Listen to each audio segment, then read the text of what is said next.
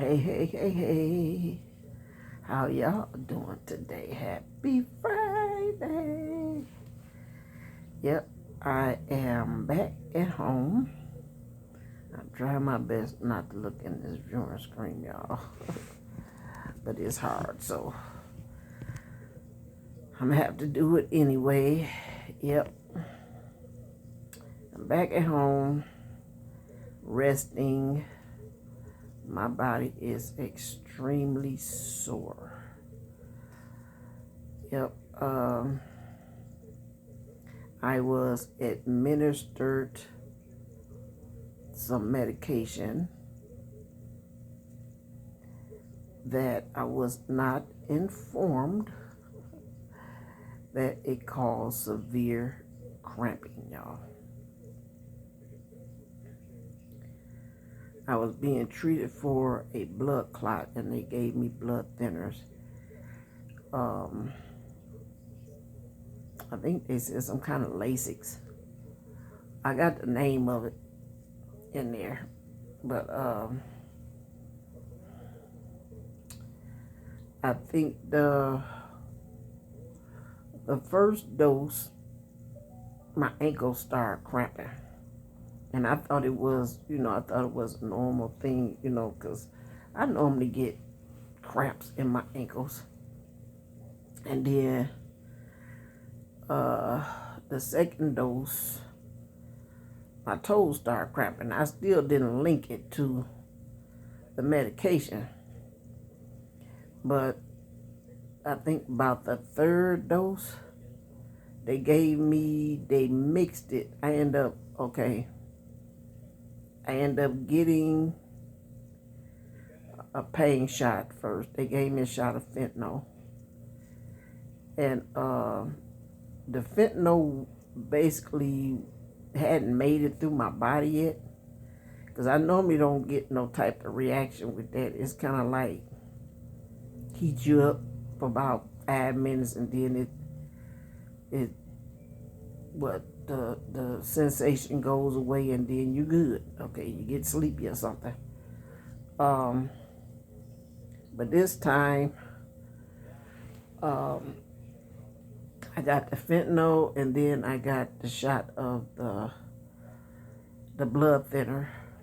And let me tell you, that fentanyl and that blood thinner mixed up in them veins, and baby, I got the worst Charlie horses in my legs, in both of my legs, in my feet, my toes, my ankles, and y'all, I can feel it crawling up to my hips. I told my son, I said, please don't let it make it to my hips. I'm like, help me. I'm like, oh my God. He was massaging, rubbing. I mean, I bust out in a sweat. I mean, a serious sweat, y'all. I got to the point where I was lightheaded. I was dizzy. I couldn't breathe. And the nurse standing up there panicking himself. I had a male nurse. He's standing up there panicking himself. He didn't know what to do. He didn't know what to say. My son was telling him, call somebody. He didn't know who to call. He just locked up and froze. Just froze. I'm like, oh. I said, you get one leg, he get one leg. He was just standing up there. He was like so out of it. I mean, I had so much sweat in my eyes, y'all. I couldn't see. I couldn't focus. I was telling my son, dab the sweat out of my eyes. I laid back on the bed. I sat up on the bed. I grabbed my son. I had to get up and walk around the room. I told the nurse to get the hell out the way so I can go walk down the hallway. And I'm like, I was in pain. I was in so much pain that I told him to go get a scalpel and to cut these damn legs. Okay? I'm like, cut down to the tendon. I don't care if I bleed out, cut it. Oh my God. And right now, y'all, my legs are sore. Are sore. And I just found out today when I went to go, I had my son take me pick up my prescription. He could have went, but I wanted to get out and get me some air, which our air in Arizona is not too refreshing. It's filthy. But I wanted to get out and walk a little bit, try to get circulation back in my legs. So I went to the pharmacy to pick up my medication, and I was informed that upon them administering the blood thinner, that is one of the blood thinner side effects. It's an acute side effect that when that happened, they cannot give you no more. Okay, so I informed them that I refused it after that. I refused after that happened. I told them I don't want them to give me no pain medication. I don't want them to give me nothing. Give me ibuprofen. Give me ibuprofen. Because my head was hurting so bad, y'all. I was feeling like I was going to stroke out. I'm like, Lord, please, God. I gotta get all this medication out my body. So I told my son he had to leave and come back home. I said, when you come back, bring me some of that alkaline water. We got a couple of cases of it. And he had to bring me some water, and by the time he did that, I had one of the other nurses bring me a pitcher of water.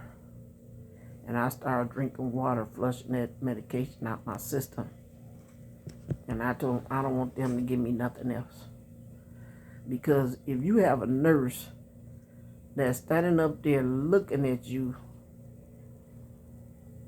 going into an allergic reaction, and they don't even know what to do, don't know who to call.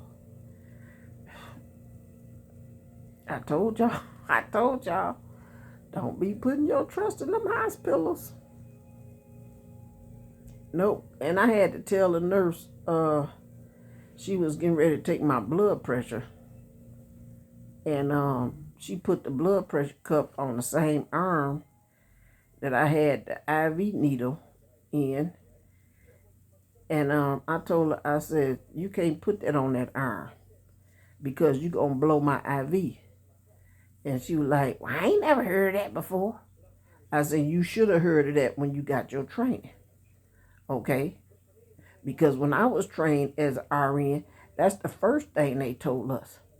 Do not put a blood pressure cup on the same arm that you have your intravenous needle in. I'm like, well, it's okay. I don't think it's okay. I don't. Because if you blow that vein, you're gonna have to take it out and they're gonna have to put it back in there again, and I'm not having that. Them doggone IV needle hurt. I don't care what nobody says. They be like 20 gauge, 18 gauge, and all that crap. No, I don't want that. Oh, and now, honey, they have a device. It's a what they call that thing? It's like an infrared light. Where they put it up to your arm, they can see your veins. The girl used it on my right arm. I told her, I said, look, you got the light, and I'm telling you, you can't stick no IV in my left arm. You ain't gonna be able to do it because the vein she was going for, you could see on the light that the vein is cut in half. It is two pieces. I'm like, where you going with it? Where you going? And she's like, oh, I got it. No, you don't have it. You don't have it. You can see on the light that you don't have it. And they supposed to be trained nurses, right? I'm sorry to say, honey, but these young generations, the young generation of nurses, if you don't take the initiative to take control of your own health care or to speak up when you feel like something is wrong, they gonna do what they want to do because they think they are the professionals and they think you don't know nothing. Not knowing what your background is, where you came from, how you living, they don't know none of that, but they think they know every doggone thing. Okay? I'm like, wow. Okay, y'all. I ain't gonna rattle on, cause you know I can just get on down with the jaw jacking. Yep. So I'm at home, laying up here resting, and basically flushing my body out. I gotta get all this medication out my system. I do have some follow-ups. I got to go to some follow-up appointments that I have to go to. Yep. So I talked to a physician today, and according to the treatment that I was receiving in the hospital, I need to make sure I go to my follow-ups because the medication that I was administered is a true sign that I was being treated for something serious. Okay, so that's what I got to do. And it could be life-threatening. Oh, Lord. But anyway, now I'm just going to take one day at a time. You know, hey, surely we came in this world. Surely we're going to leave, and we don't know the day or the hour. So I just pray the Lord to have mercy on my soul. Yep, and I'm not taking it lightly, y'all. I know it may sound like I am, but I ain't taking it lightly. So you can only do what you can do. And when you run into idiots and you think that they supposed to know it all and they supposed to be able to help you get yourself together and help get things back in order, and I mean, the best of the best can be a damn idiot, y'all. That's why I said don't put your trust in these hospitals, these doctors, although we still got to go see them because they are like the mechanics of our body, you know, and hopefully you'll run into a good mechanic. Yep, and there won't be price gouging you on the bills, right? Mm-hmm. Yep, because you know what? Now I'm seeing that although you have insurance, and what they doing now, they will send the administrator. Am I saying that right? The administrator clerk to your room to get your insurance information, right?